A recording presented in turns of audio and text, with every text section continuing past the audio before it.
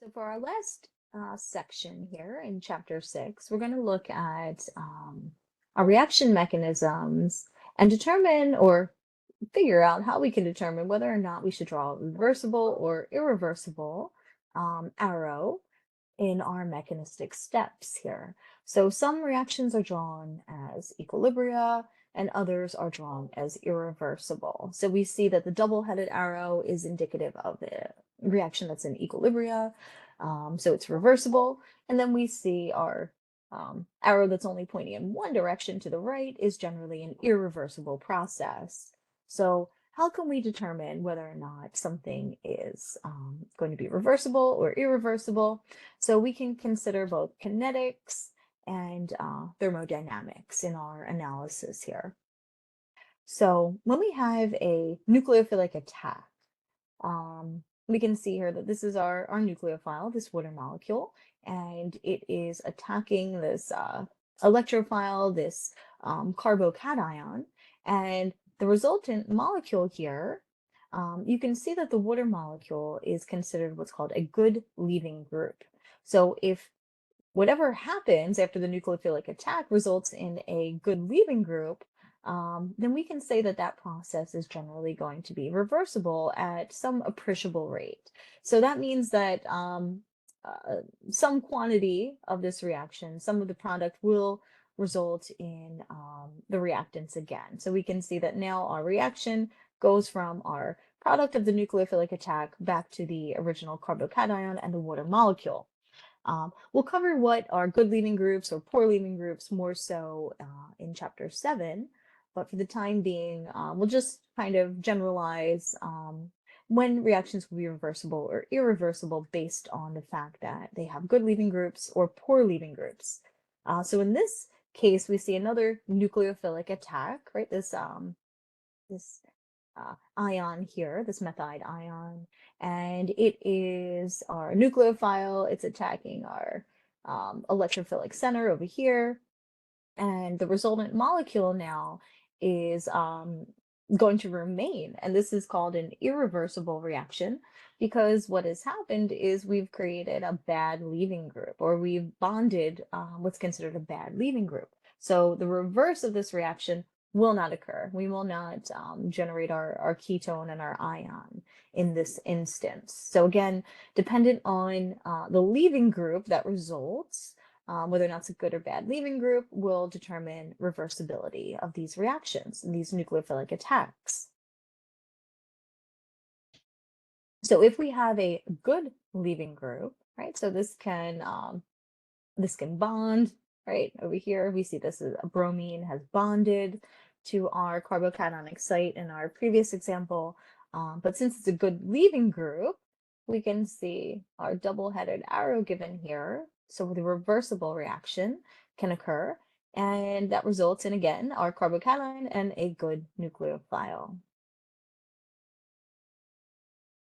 So most of our leaving groups, if they do leave, right, they can be considered good nucleophiles or act as nucleophiles rather. So if we have a proton transfer now, all proton transfers are theoretically reversible, but we do see some limitations, some specific scenarios listed down here.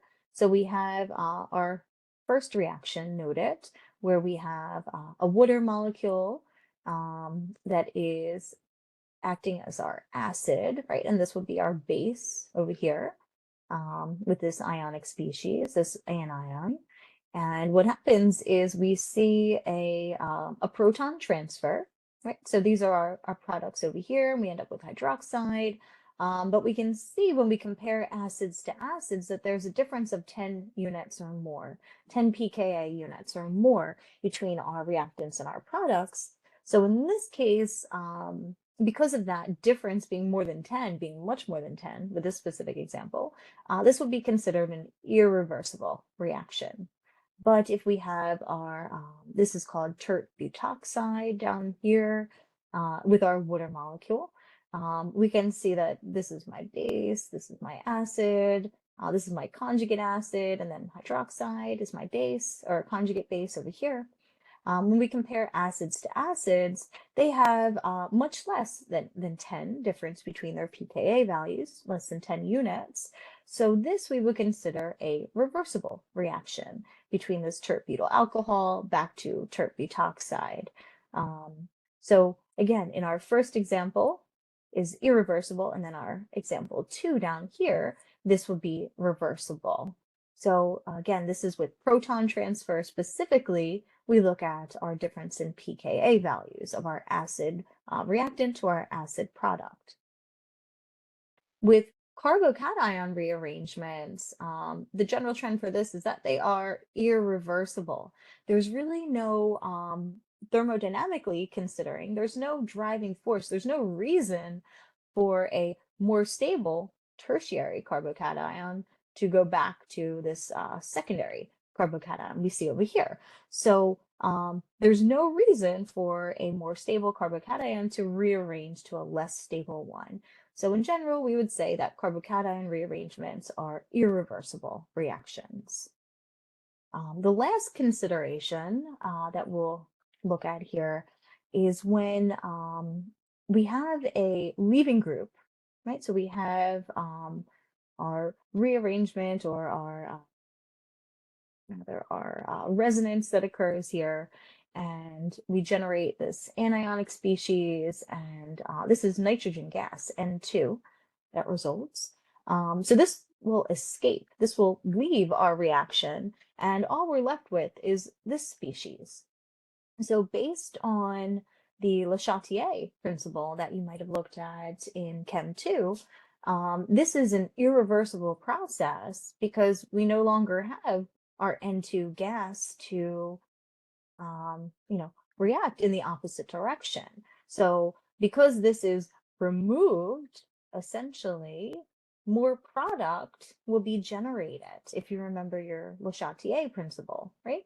So if we were to add back that N2 gas, we could shift a reaction, but in this scenario, it's impossible for this reaction to be reversible because this N2 gas has left. And again, Le Chatelier is our rationale for this thermodynamic consideration. So that is everything for this chapter.